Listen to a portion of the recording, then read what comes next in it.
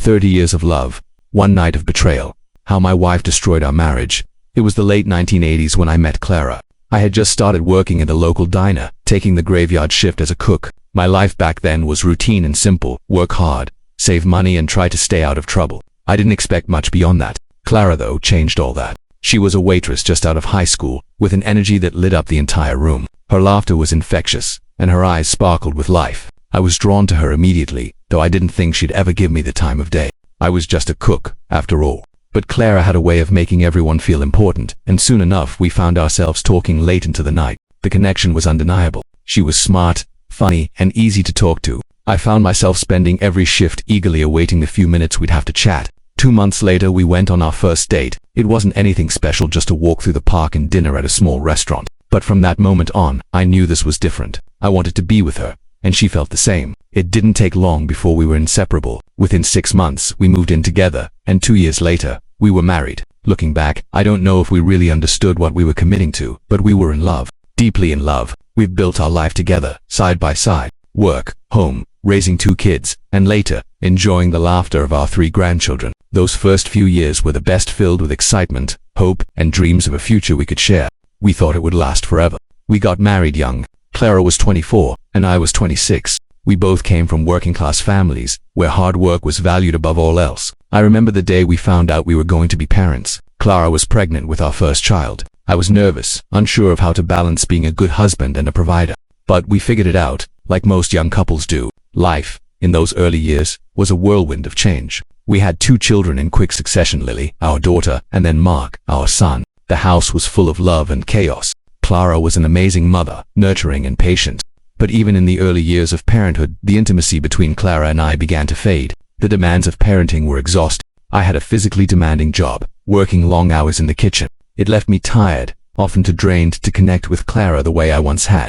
At first, it wasn't noticeable, but as the years passed, we both began to feel the distance. The passion we once shared seemed to be replaced by routine. There were still moments of affection, but they were rare. Clara never complained, but I could sense her growing dissatisfaction, and I too felt the loss. By the time our kids were in school, I had gained weight. I wasn't unhealthy, but I wasn't the lean, energetic man I used to be. And Clara, she had her own struggles. The weight of motherhood and the demands of life had taken a toll on her too. We both started to feel like we were just going through the motions, keeping up appearances, but not truly living. 15 years into our marriage, the intimacy between Clara and me had nearly vanished. Our bedroom had become a place for sleep, not connection. I would lie awake at night, next to Clara, feeling the weight of my body and the heaviness of the silence. It wasn't that I didn't love her, quite the opposite, but something was missing. One day I realized I had to change, for my health, for my future, for our marriage. I had become complacent, and I knew that if I didn't take control, I would be stuck in a cycle of mediocrity. I started going to the gym, cutting out junk food, and paying attention to my health. The first few months were grueling, but something inside me clicked. I wanted to really live, and I wanted to be there for Clara and our kids. Over the next 2 years, I lost 70 kilograms, 154 pounds.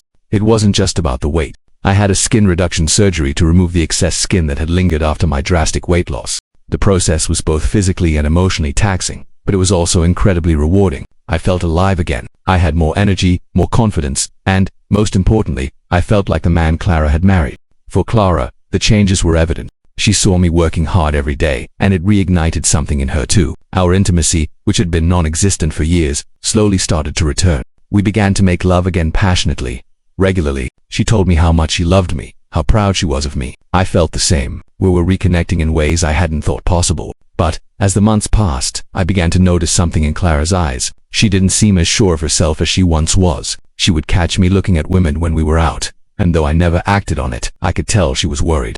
She had started gaining weight, and despite my reassurances that she was beautiful, I could sense her insecurities growing. She told me she was afraid I would leave her for someone younger, someone thinner. I reassured her every day that it wasn't about her appearance. It was about us, about how I loved her more than I ever had before. Then, the unthinkable happened. Clara went on a weekend trip with her 2 best friends, Sarah and Emily. I didn't think twice about it. She deserved a break. We trusted each other completely. We shared locations on our phones, but it wasn't out of distrust, it was for safety, in case anything ever went wrong. But Clara had no reason to distrust me. I had never given her a reason to. That weekend, everything changed. Clara called me on the second night, crying. She asked if Sarah had spoken to me, and I could tell something was wrong. My heart dropped. She told me what had happened. In a sobbing voice, she admitted that she had cheated on me. She had slept with another man. I pulled over to the side of the road, unable to process what I was hearing. My mind raced, trying to make sense of her words. How could this happen? She told me she was drunk, that it didn't feel like her. She was at a bar with Sarah and Emily when a married couple joined them. The night had blurred into chaos. They drank until 2 a.m. and when the bar closed, they went back to the couple's hotel room. The man started touching her, and his wife encouraged it. Clara had gone along with it. The next morning, she woke up in their bed, horrified at what she had done. Sarah had caught her, and Clara confessed everything to her.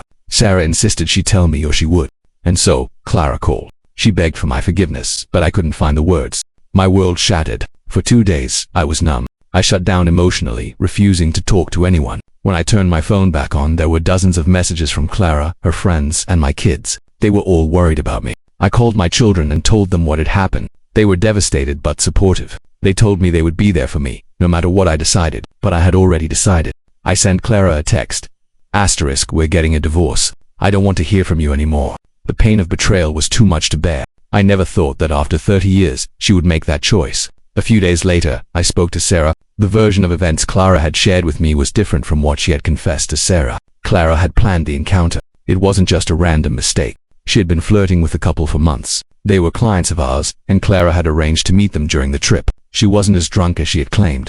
It was a calculated decision, one that shattered me even more. When Clara came home, she looked broken. She cried and begged for a second chance, but I was resolute. I told her that our marriage was over. There was no going back. We would sell the house and split everything 50-50ths. She made her choice, and now we all had to live with the consequences. The divorce was finalized after a few months. The house was sold, and I moved into a small apartment near my grandchildren. I needed a fresh start, and being close to them helped heal the wound. Slowly I began to rebuild my life.